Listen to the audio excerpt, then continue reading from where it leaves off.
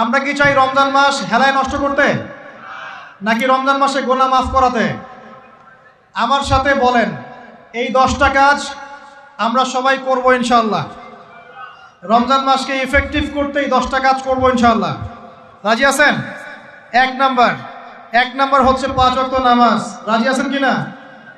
5 ওয়াক্ত নামাজ সাধ্যমতো চেষ্টা করব জামাতে পড়ার জন্য। ওই যে নামাজ নাই ইসলাম নাই, নামাজ যে পড়ে না ওর সাথে কোনো খাতির নাই। খাতির আছে? কোনো খাতির নাই। নামাজ অবশ্যই পড়তে হবে, মাস্ট বি। এরপরে নামাজের সাথে সাথে কমপক্ষে 12 রাকাত করে নফল। কত রাকাত? যে ব্যক্তি 12 রাকাত নফল বা সুন্নত দৈনিক পড়ে তার জন্য জান্নাতে একটা ঘর তৈরি করা হয়। 12 রাকাত কি কি কে বলতে পারবেন? প্রথমে ফজরের 2, জোহরের আগে 4, জোহরের পরে 2, কত হলো? 4 2 6 2 8, মাগরিবের পরে, এশার পরে, এই হলো 12। পড়বো তো ইনশাআল্লাহ? এইগুলো 1 নাম্বার কাজ, নামাজ পড়া। 2 নাম্বার ভাই, নামাজের সাথে সাথে তাহাজ্জুদ এবং তারাবি অবশ্যই পড়তে হবে। রাজি আছে কি না? আল্লাহর ওয়াস্তে গ্যাঞ্জাম করতে যায় না 20 না 8, এই গ্যাঞ্জামে আল্লাহর ওয়াস্তে যায় না। তারাবির নামাজ 5 ঘন্টা। কত রাকাত সেটা বড় কথা না। তারাবির নামাজ কত ঘন্টা? প্রায় 4-5 ঘন্টা। আর 5 ঘন্টায় 8 রাকাত পড়েন, 5 ঘন্টায় 20 রাকাত পড়েন। কি বুঝতে পারছেন কথা? নবী সাল্লাল্লাহু আলাইহি ওয়াসাল্লাম তারাবির নামাজ কত লম্বা পড়েছেন? 1 ঘন্টা। কতক্ষণ পর্যন্ত? সাহাবীরা কি বলছেন? সাহাবীরা বলছেন যে আমরা তড়িঘড়ি করে সেহরি খেয়েছি। নামাজ এত লম্বা নবীজি পড়েছেন, শেষে তড়িঘড়ি করে সেহরি করতে হয়েছে। তা নবী সাল্লাল্লাহু আলাইহি ওয়াসাল্লামের 2 রাকাত নামাজ কত লম্বা ছিল। আমরা এখন নামাজের রাকাত সংখ্যা নিয়ে যত বেশি ঝগড়া করি, কোয়ালিটি নিয়ে এত ঝগড়া করি না। কোয়ালিটি ইম্পর্টেন্ট না? আমার নামাজটা কত সুন্দর হচ্ছে, কত লম্বা হচ্ছে, কত ধীর স্থির হচ্ছে, এই নামাজে আমি ধীর স্থিরভাবে কোরআন শুনবো, বুঝবো, চোখ দিয়ে পানি ঝরবে, এগুলো ইম্পর্টেন্ট না? মক্কা মদিনায় গিয়ে দেখেন, যারা এখন উমরা করতে গিয়েছেন অনেক, তারা সৌভাগ্যবান। তারাবির নামাজ নর্মাল এমনি যে কোনো নামাজেই, তারাবির নামাজ তো আরো বেশি। দাঁড়ালে আপনার চোখ দিয়ে পানি পড়তে বাধ্য। মধুর তেলাওয়াত, লম্বা কেরাত। ফজরের নামাজ মিনিমাম 20 মিনিট।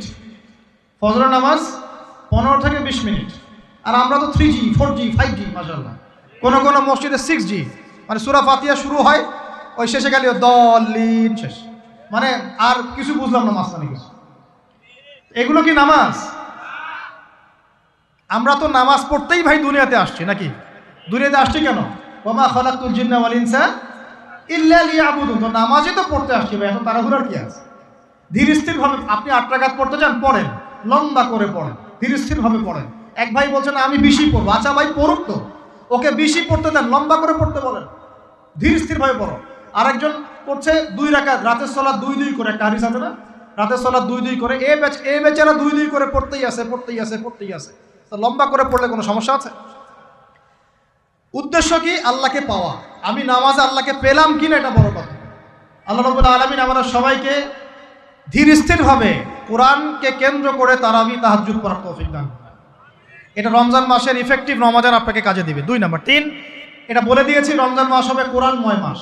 এই মাসে কোরআনের 6টা হক আমরা আদায় করবো ইনশাআল্লাহ। মনে আছে তো ইনশাআল্লাহ? তেলাওয়াত, মুখস্থ করা, আরবি শেখা, আদেশ নিষেধ মানা, দাওয়াত দেয়া এবং হিফজ করা। পারবো তো ইনশাআল্লাহ? নিয়াত করেন জোরে জোরে। 4 নাম্বার, রমজানকে ইফেক্টিভলি ইউটিলাইজ করতে হলে প্রতিটা কাজ সুন্নত সম্মতভাবে করতে হবে। এভাবে আপনি রমজানটাকে ইফেক্টিভলি ইউটিলাইজ করতে পারেন। কীরকম একটু বোঝাচ্ছি। মনে করেন এমনি নর্মালি আমরা সব সুন্নতগুলো অনেক সময় খেয়াল রাখি না। খাচ্ছি, খাওয়ার সুন্নত, খাওয়ার মধ্যে কিন্তু প্রায় 10-এর বেশি সুন্নত আছে।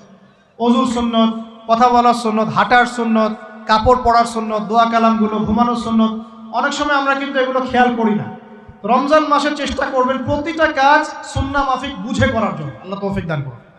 রমজানে ঘুমাবো, ঘুমানোর আগে বিছানাটা ঝেড়ে নেব, লাইট অফ করব, আমরা দোয়া, এই যে সূরা ফালাক নাস ইখলাস এগুলো পড়বো, কাফেরুন সূরা পড়বো, আয়াতুল কুরসি পড়বো, সূরা বাকারা শেষের আয়াতগুলো পড়বো, পারলে সূরা মুলকটা পড়বো, ঠিক আছে? প্রয়োজনে ওযু করে আসব, এসে আমরা ডান কাতা হয়ে শুয়ে আল্লাহুম্মা বিইসমিকা আমুতু আহয়া, এই যে শুরু করলাম।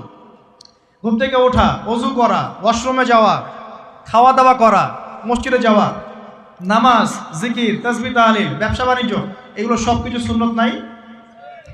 প্রতিটা কাজ সুন্নাহ মাফিক করার চেষ্টা করব, আল্লাহ তৌফিক দান করুন আমিন। ফিকহুস সুন্নাহ এরকম কিছু বই পাওয়া যায়, ফিকহুস সুন্নাহ, কিতাবুস সুন্নাহ, এরকম অনেক বই আছে। আরবি থেকে বাংলা অনুবাদ হয়েছে, বাংলাদেশের ওলামায়ে কেরামও লিখেছেন। এরকম সুন্নাহ শেখার কিছু বই কিনে নেবেন, কিনে নিয়ে প্রতিটা কাজ কিভাবে করলে সুন্নত হয় পড়ে দেখবেন। পারবেন তো ইনশাআল্লাহ? আল্লাহ পাক তৌফিক এনায়েত করুন বলি আমিন। এটা কত বললাম? 3 নাম্বার। 4 হচ্ছে দান সাদাকা বেশি বেশি করা। রমজানে দান সাদাকা বেশি বেশি করা। আল্লাহ রাসূল সাল্লাল্লাহু আলাইহি ওয়াসাল্লাম রমজানে রহমতের বাতাসের চাইতেও বেশি বেশি দান করতেন। আমরা পারবো কিনা ইনশাআল্লাহ? দেখেন, আমি একটা কথা বলি, দান করার জন্যে সম্পদ লাগে না, দান করার জন্য কলিজা লাগে। কি লাগে? ব্যাস, যার মন বড় সে দান করতে পারবে ইনশাআল্লাহ। আল্লাহ পাক আমাদের সবাইকে দিনের জন্য দান করার তৌফিক দান করুন। দিনের জন্য দান করে স্থানীয় মসজিদ, মাদ্রাসায়, এতিমখানায়, অসহায় মানুষের পাশে, বিধবার ঘরে, এতিমের ঘরে, যারা খেতে পারছে না 3 বেলা, ওদের ঘরে ঘরে রমজানের বাজার পৌঁছে দেন। আল্লাহ পাক তৌফিক দান করুন আমিন। 5 নাম্বার, রমাদান মাসে অবশ্যই অবশ্যই আমাদের জাকাতগুলো আমরা দিয়ে দিব। রাজি আছি তো ইনশাআল্লাহ? বলেছি জাকাত এবং সালাতের মধ্যে যে পার্থক্য করে সে মুসলিম নয়। জাকাত ফরজ হয়েছে, অবশ্যই অবশ্যই আপনাকে জাকাত দিতে হবে। এটা কিন্তু নফল কিছু নয়, এটা কি ফরজ। জাকাতের নিসাব জানেন কি না? কত পার্সেন্ট? 2.5%। আচ্ছা, জাকাতের নিসাব নিয়ে ইনশাআল্লাহ পরবর্তীতে লেকচার চলে আসবে, অনলাইনে দেখে নিন। এছাড়া ফিকহুস জাকাত কিছু প্রোগ্রাম আসবে, অনলাইনে দেখে নেবেন ইনশাআল্লাহ। আল্লাহ রাব্বুল আলামিন আমাদের সবাইকে জাকাতগুলো দেওয়ার তৌফিক দান করুন। শুধু জাকাত যদি আমরা ঠিকঠাক মতো দিতাম, একজন মানুষও সমাজে না খেয়ে মারা যেত। একজন মানুষও সমাজে, এই যে ইকোনমিক সমস্যাগুলো যেগুলো হয়, অর্থনৈতিক সমস্যা, স্যাংশন, মুদ্রাস্ফীতি, হাবিজাবি, অনেক প্রবলেমস ওভারকাম করা যেত শুধু জাকাতের মধ্য দিয়েই। কিন্তু কে শোনে কার কথা? সবাই কি জাকাত দেয়? বাংলাদেশে এমনও মানুষ আছে যার একজনের জাকাত দিয়ে 100 পরিবারের সংসার চলবে ইনশাআল্লাহ। আছে না এমন লোক? আমরা জাকাতগুলো দেওয়ার চেষ্টা করি, আল্লাহ পাক তৌফিক দান করুন। 7 নাম্বারটা বলে দিয়েছি, রমজান হচ্ছে একটা নতুন জাতির উত্থান। অতএব রমজানে আমরা সমস্ত পাপ ছেড়ে দিয়ে একটা আলোকিত জাতি হিসেবে আত্মপ্রকাশ করবো ইনশাআল্লাহ। আল্লাহ পাক তৌফিক দান করুন। 8 নাম্বারও বলে দিয়েছে, রমজান হচ্ছে জুলুমের বিরুদ্ধে দাঁড়িয়ে যাওয়ার চেতনা। রমজান কি? ওই যে বদরের যুদ্ধ, জুলুমের বিরুদ্ধে দাঁড়িয়ে যাওয়ার চেতনা হলো রমাদান। তাই সর্বস্তরের জুলুমকে আমরা রমজান মাসে রুখে দেওয়ার চেষ্টা করবো ইনশাআল্লাহ। আল্লাহ পাক তৌফিক দান করুন। শুরুটা হবে কোথা থেকে? নিজের থেকে। আমার নিজের মধ্যে কি কি জুলুম আছে আমি আগে দেখব, আমি কার কার উপর জুলুম করেছি এটা আগে দেখব, এগুলো আগে প্রতিহত করব, তারপরে আমি ইনশাআল্লাহ তাআলা পরবর্তী দিকে ফোকাস করব। 9 নাম্বার খুব ইম্পর্টেন্ট। 9 নাম্বার আর 10 নাম্বারটা বেশি ইম্পর্টেন্ট। 9 নাম্বার হচ্ছে রোজা রাখা মানে আমরা অনেকেই মনে করি যে না খেয়ে থাকা আর কি পানি ছেড়ে দেওয়া। অনেকেই মনে করি এটা রোজা মানে আমাকে না খেয়ে থাকতে হবে আর পানি ছেড়ে দেওয়া লাগবে, স্ত্রী সহবাস ছেড়ে দেওয়া লাগবে। কিন্তু এর চেয়ে বেশি ইম্পর্টেন্ট একটা বিষয় আমরা ভুলে যাই, সেটা হলো রমজান মাসে রোজা রাখার অর্থ হচ্ছে আল্লাহ পাকের সমস্ত কবিরা সগীরা গুনাহ ছেড়ে দেওয়া। রোজা রেখেছি, গীবত করলাম, রোজা হবে কিনা? রোজা রেখেছি, মিথ্যা কথা বলছি, হবে রোজা? রোজা রেখে ওই ভদ্রলোক সুদ খাচ্ছে, রোজা হবে? রোজা রেখে অমুক ভাই আমার টেবিলের নিচ থেকে টাকা নিল, রোজা হবে? অমুক ভাই মানুষের সম্পদ আত্মসাৎ করে ফেললো, হবে? অমুক বোন বেপরদায় বাইরে বের হয়ে গেল, রোজা হবে? অমুক ভাই মনে করেন ওই যে গার্লফ্রেন্ডের সাথে চলে গেল ডেট করতে, রোজা হবে কিনা? অনেকে পর্নোগ্রাফি দেখছে রোজা রেখে, রোজা হবে কিনা? এই যে কবিরা গুনাহ যেগুলো আছে, যত রকম কবিরা গুনাহ, এই গুনাহগুলোতে লিপ্ত থাকলে রোজা ভেঙে যায়। আল্লাহ পাক আমাদের সবাইকে কবিরা গুনাহ মুক্ত রোজা রাখার তৌফিক দান করুন। আর 10 নম্বর পয়েন্টটা হচ্ছে এই ভাই, রমজান মাস আসলে মাশাআল্লাহ শিকল দিয়ে শয়তানকে বেঁধে রাখা হয়। রমজান মাস আসলে মাশাআল্লাহ আমরা অনেকেই পাক্কা মুসল্লি হয়ে যাই, দান সদকা করি, জাকাত দেই, তারাবি পড়ি, তাহাজ্জুদ পড়ি, অনেক কিছুই করি। কিন্তু ঈদের দিন আসলেই মাশাআল্লাহ আমরা আবার আগের জায়গায় ফিরে যাই। ঈদের দিন শয়তান যে ছাড়া পেয়েছে এটা বোঝার জন্য রাস্তাঘাটে বের হলেই হয় নাকি? মেয়েদের চলাফেরা দেখলে বোঝা যায়, আরও যে হোটেলে হোটেলে গান বাজে এগুলো দেখলে বোঝা যায় শয়তান ছাড়া পেয়েছে, আজকে বুঝলাম। তো এখানে সবচেয়ে বড় শিক্ষাটা হলো রমজান মাসের এই যে শিক্ষাগুলো, ত্যাগের মহিমা, জুলুমের বিরুদ্ধে দাঁড়িয়ে যাওয়া, কোরআনের হক আদায় করা, জাতির উত্থান, বড় বড় অনেক কথা বললাম। এই শিক্ষাগুলোকে সারা বছর ধরে রাখাটাই হলো রমাদানের সবচেয়ে বড় চ্যালেঞ্জ। আমরা পারবো কিনা ইনশাআল্লাহ? আমরা রমাদানের এই 10টা হক আদায় করতে পারবো কিনা ইনশাআল্লাহ? কোরআনের হক আদায় করতে পারবো কিনা ইনশাআল্লাহ?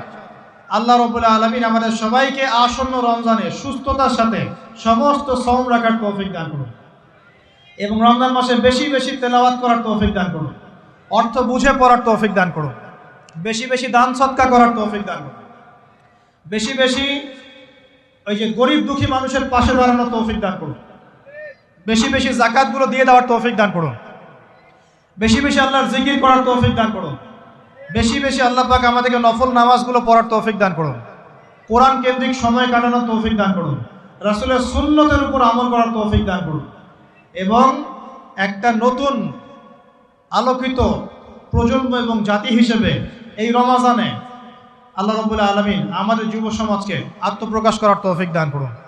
সর্বোপরি রমাদানের এই শিক্ষাগুলোকে সারা বছর ধরে রাখার তৌফিক আল্লাহ পাক আমাদের সবাইকে দান করুন, আমিন। আমি এই বলে আমার আজকের সংক্ষিপ্ত আলোচনা শেষ করছি। আকুলু কওলি